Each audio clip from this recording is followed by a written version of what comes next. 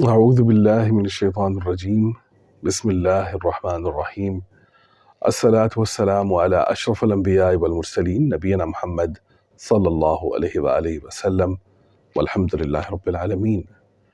اللہ تعالیٰ آپ سب کو اپنی رحمتوں اور برکتوں میں محفوظ رکھے، آمین یا رب العالمین۔ پچھلے پروگرام میں ہم نے بات کی تھی اوا اور عوض کے درمیان کیا بنیادی فرق ہے۔ آج ہم آپ کے سامنے لائیں گے لفظ اللہ اور لفظ رب کے درمیان کیا معنوی، شعوری اور جوہری فرق ہے۔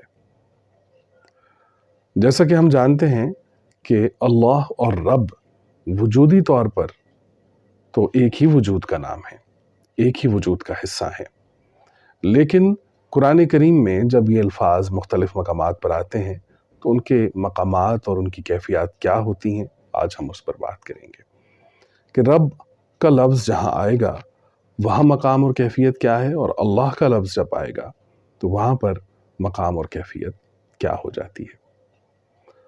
رب اور اللہ کے الفاظ پر بات کرنے سے پہلے میں چاہوں گا کہ آپ ربوبیت اور الوہیت کی تعریف جان لیجئے، آپ کو آسانی ہو جائے گی۔ ربوبیت کہتے ہیں کہ زمین و آسمان میں جو کچھ ہے، زمین و آسمان میں جو کچھ ہے اس کو زندگی مہیا کر دی جائے، یہ ربوبیت ہے۔ ظاہر ہے اس زمین و آسمان میں حضرت انسان بھی موجود ہے کہ جس کی ذات اور بات کو تربیت کی ضرورت ہے، تو یہ تمام تر تربیتیں جو زمین و آسمان میں ہو رہی ہیں اور ہر لمحہ ہو رہی ہیں، یہ تمام تر تربیتیں ربوبیت کے اندر آتی ہیں۔ ربوبیت کا مقصد انسانی ذات اور بات کو وہ تمام تر چیزیں مہیا کر دی جائیں کہ اس کی ذات مکمل ہو جائے، یہ ہے ربوبیت۔ اگلا لفظ ہے الوہیت۔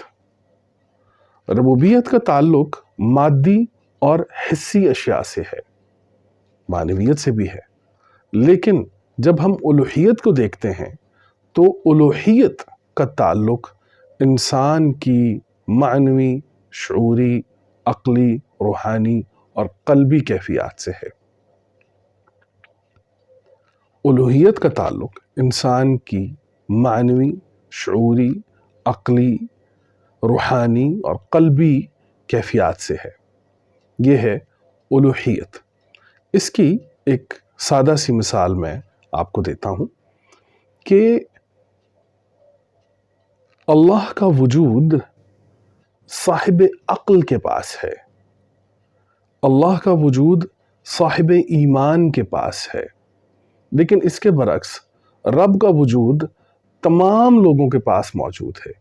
تمام لوگ رب کی ربوبیت کے معترف ہیں۔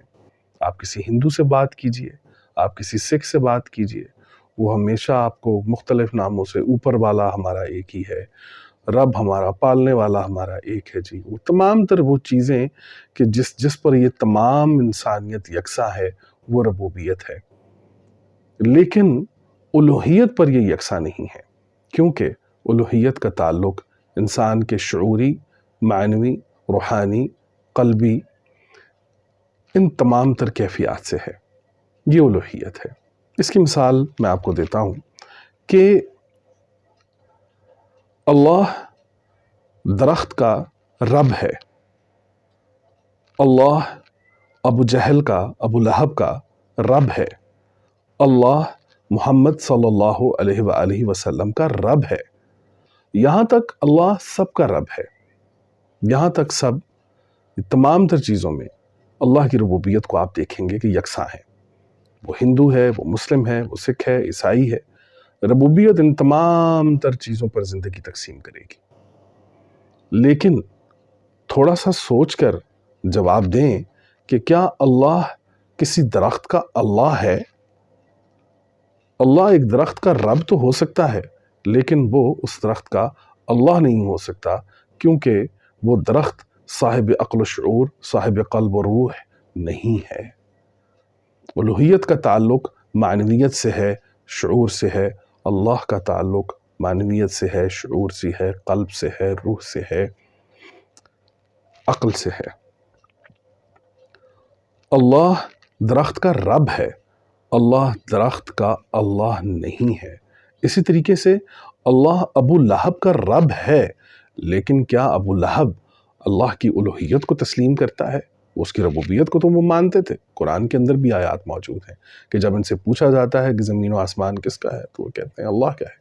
وہ تمام تر چیزیں جو مادی اور حصی طور پر ان کے سامنے آتی ہیں، جن سے وہ کچھ حاصل کرتے ہیں، ان کو زندگی ملتی ہے، تو یہاں وہ اپنے مفادات کی خاطر ربوبیت کے رب کے معترف ہوتے ہیں۔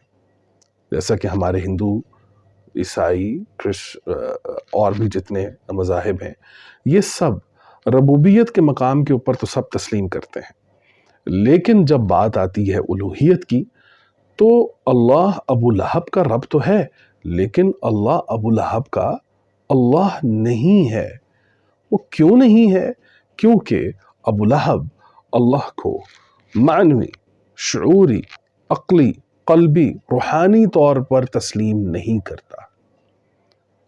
آج ہم آپ کو بتائیں گے کہ یہ تسلیم کیوں نہیں کرتے، وہ کون سا نقطہ ہے کہ جس پر آ کر تمام دنیا ربوبیت کو تو تسلیم کرتی ہے، رب کو تو مانتی ہے، لیکن اللہ کو نہیں مانتی۔ اس کی سب سے بنیادی وجہ اللہ کی پہچان ہے۔ آج ہم آپ کے سامنے ایک ایسی چیز رکھیں گے کہ غالباً یہ آپ کے لیے بالکل نہیں ہو۔ میری خواہش ہے کہ آپ میری بات سننے سے پہلے قلم اور ایک پیپر اپنے ہاتھ میں ضرور رکھیں اور ان چیزوں کو لکھتے چلے جائیں۔ اللہ تعالیٰ کے اسماء الحسنہ میں ایک نام ہے حق۔ حق، اللہ حق ہے۔ میں یہ چاہتا ہوں کہ میری اس بات کو آپ اپنے ورق پر اتاریں، اپنے پیپر پر اتاریں، تاکہ آپ کو بات اچھی طریقے سے سمجھ آ سکے۔ اللہ حق ہے۔ اللہ اپنے اسماء الحسنہ میں حق ہے۔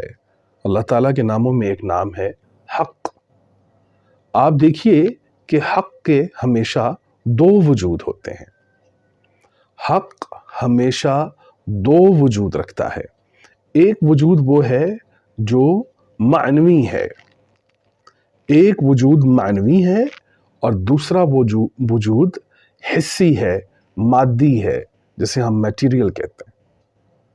حق کے دو وجود ہیں، ایک ہے معنوی اور ایک ہے مادی اور حصی، جسے آپ محسوس کر سکتے ہیں۔ کیسے حق کے دو وجود ہیں، اس کی مثال ہم آپ کو بتاتے ہیں۔ سورہ یوسف کے اندر اللہ تعالیٰ نے فرمایا، سورہ یوسف میں اللہ تعالیٰ فرماتے ہیں کہ حضرت یوسف علیہ السلام نے فرمایا، سورہ یوسف آیت نمبر 4، بسم اللہ الرحمن الرحیم، اذ قال یوسف لأبیہ یا ابتی انی رأیت احد عشر کوکبا والشمس والقمر رأیتهم لی ساجدین۔ اے میرے ابا، میں نے دیکھا ہے چاند، سورج اور ستاروں کو کہ وہ مجھے سجدہ کر رہے ہیں۔ یوسف علیہ السلام نے ان تمام تر چیزوں کو خواب میں دیکھا۔ ان کا ظاہری کوئی وجود نہیں ہے، لیکن یوسف علیہ السلام نے دیکھ لیا، مطلب اپنی معنویت سے دیکھا، اپنی عقل سے دیکھا، اپنے شعور سے دیکھا۔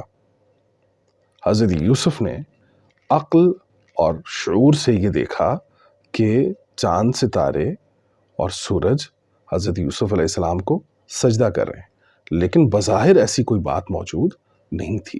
یہ حق کا ایک وجود ہے جو معنویت کے طور پہ حضرت یوسف علیہ السلام کے پاس موجود ہے، لیکن وہ بظاہر نظر نہیں آ رہا۔ لیکن آگے چل کے سورہ یوسف آیت نمبر 100 میں جب بھائیوں نے اور والد نے اور سب نے آ کے حضرت یوسف علیہ السلام کے سامنے سبمٹ کیا اپنے آپ کو، مطلب کہ سبمٹ وہ سجدہ کہ جس میں اعتراف ہو ان کے تمام حقائق کا، ان کی تمام باتوں کا، تو جب انہوں نے آ کے ان کے سامنے سجدہ کیا تو وہاں پر حضرت یوسف علیہ السلام نے حق کا لفظ استعمال کیا ہے۔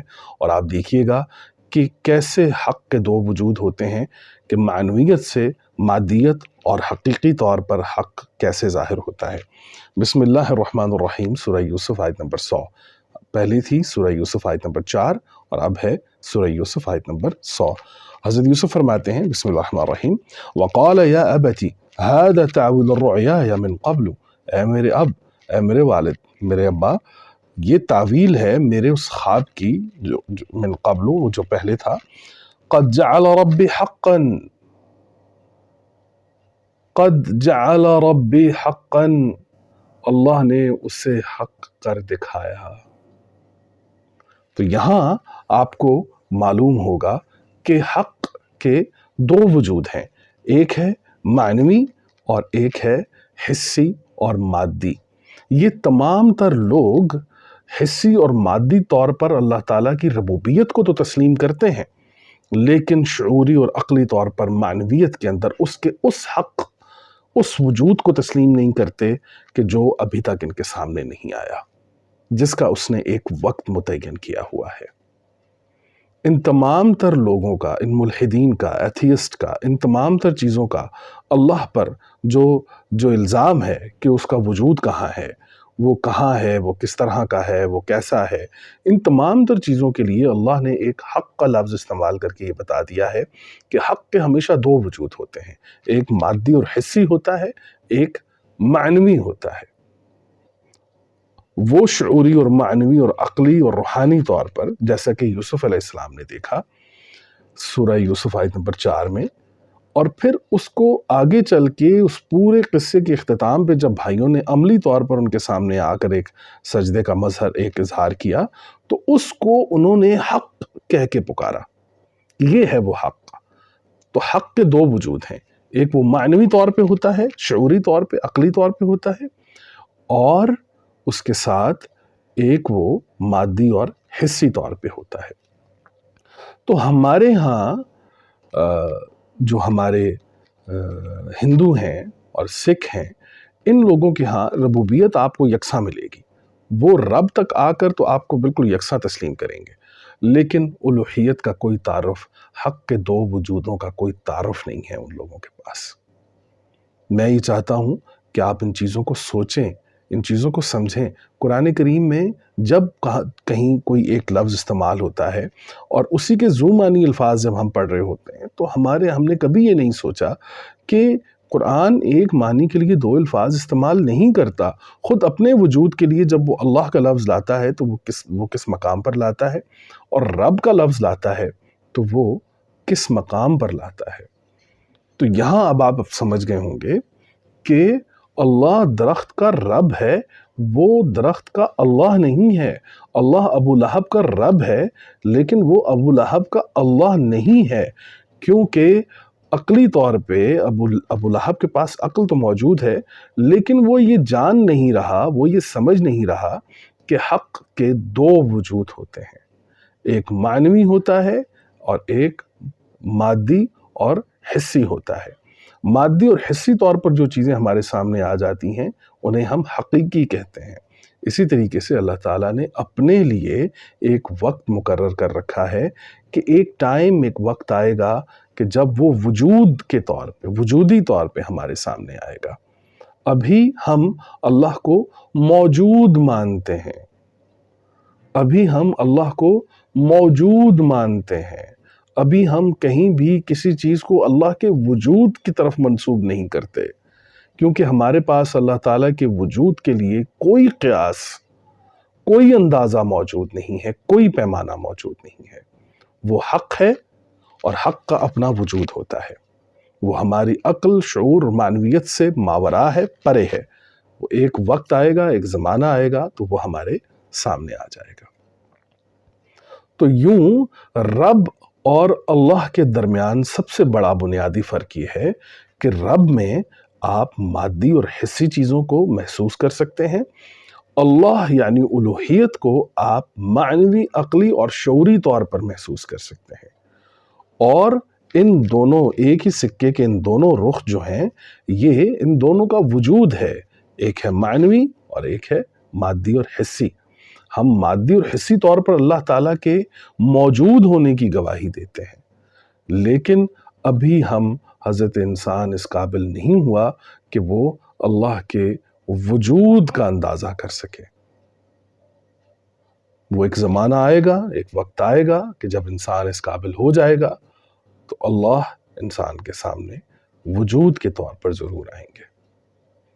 آخری بات آسان کرتے ہوئے، میں جانتا ہوں یہ بہت مشکل باتیں ہیں، لیکن آسان کرتے ہوئے آخری بات آپ سب کے سامنے رکھوں گا کہ انسانی ذات وہ آئینہ ہے، انسانی ذات وہ آئینہ ہے کہ جب اس پر ربوبیت کی روشنی، رب کی روشنی پڑتی ہے تو اس انسانی ذات کے اندر موجود عقل، شعور، معنویت، قلب، روحانیت، یہ تمام تر چیزیں اس ربوبیت کو اپنی ذات میں اتارتے ہیں، اس روشنی کو، اس رب کی روشنی کو، اس رب کو اپنی ذات کے اندر اتارتے ہیں، اور یہی آئینہ ان تمام تر چیزوں کے ذریعے ربوبیت کی روشنی کو الوہیت کا نور بنا کے ریفلیکٹ کر دیتا ہے۔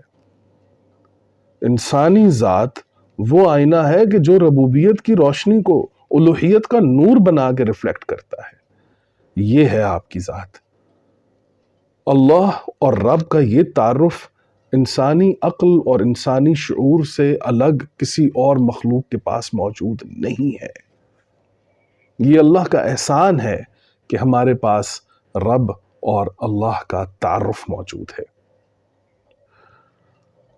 اللہ اور رب کے الفاظ میں بنیادی فرق دیکھنے کے لیے آپ یہ بھی ضرور دیکھیے گا کہ قرآن کریم میں تمام دعاؤں کا آغاز لفظ رب کے ساتھ ہوتا ہے۔ تمام انبیاء اپنی دعاؤں کا آغاز لفظ رب کے ساتھ کرتے ہیں، لیکن آپ حیران ہوں گے کہ تمام انبیاء کو اپنی اقوام کے ساتھ جو اختلاف ہوا، وہاں پر اختلاف الوہیت پر ہوا ہے، ربوبیت پر نہیں ہوا۔ لفظ رب پر قوم کو کوئی اعتراض نہیں ہے۔ جتنی اقوام نے انبیاء، رسولوں اور کتابوں کی مخالفت کی ہے، وہ مقام الوہیت پر کی ہے، وہ اللہ کے نام پر کی ہے، یہ یاد رکھیے گا۔ اور دوسرے مقامات پر ایک چیز اور بھی ضرور دیکھیے گا کہ تمام انبیاء کا جہاں پر ان کے قتل کے انبیاء کو قتل کرتے ہیں تو وہ وہاں پر لفظ اللہ آپ کو ملے گا۔ ایسا نہیں ہوا کہ رب کی ربوبیت کے مقامات کے اوپر کسی قوم نے اپنے رسول یا نبی کو قتل کیا ہو۔ بات یہ ہے کہ یہ وہ لوگ ہیں کہ جو اپنے آپ کو اپڈیٹ نہیں کرتے۔ اللہ تعالیٰ بتدریج انسان کو علم دیتا ہے۔ اللہ تعالیٰ آپ سب کے دلوں پر تسکین القرآن نازل فرمائے۔ اللہ تعالیٰ آپ سب پر اپنی رحمتیں اور برکتیں نازل فرمائے۔ آمین یا رب العالمین۔ السلام علیکم ورحمۃ اللہ وبرکاتہ۔